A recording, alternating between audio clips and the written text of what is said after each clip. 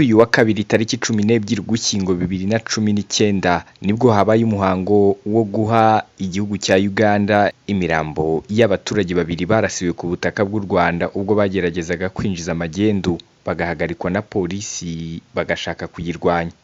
Uyu muhango wo guha Uganda iyi mirambo witabiriwe na komiseri w'akarere ka Rukiga akanaba n'umuyobozi w'akanama k'umutekano muri ako gace Muhindo Pulkeria ndetse n'umuyobozi wa polisi mu karere ka Rukiga Serunjoji Eda.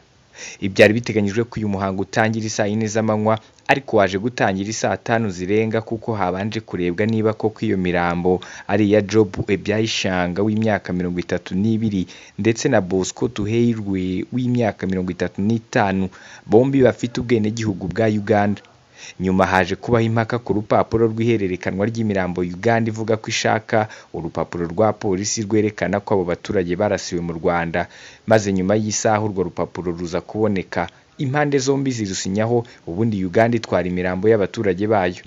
Tariki 9 mu rukerera rushyira tariki ya 10 Ugushyingo 2019 nibwo abapolisi b'u Rwanda ubwo bari ku burinzi ku mupaka ugabanya u Rwanda na Uganda mu murenge wa Tabagwe muri Nyagatare barashe bakica aba bagabo babiri bari bashatse kurwanya inzego z'umutekano ubwo bageragezaga kwinjira mu Rwanda banyuze mu nzira zitemewe bigakekwa ko bafite magendu.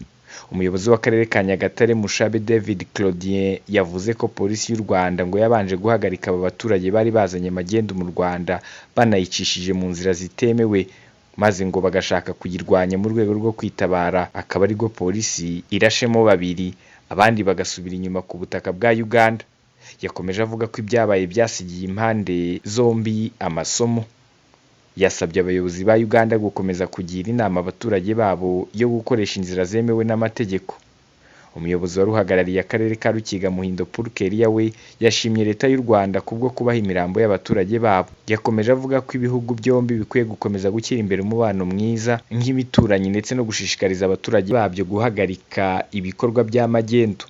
Si ubwa mbere inzego z'umutekano zirasha abantu bakekwaho kwambukana amagendu bashaka kwinjiza mu karere ka Nyagatare nyuma yo gushaka kuzirwanya, kuko no muri Gicurasi uyu mwaka hari abandi babiri barimo umunyarwanda ndetse n'umugande barasiwe Tabagwe bashaka kurwanya abashinzwe umutekano ubwo babahagarikaga batwaye magendu.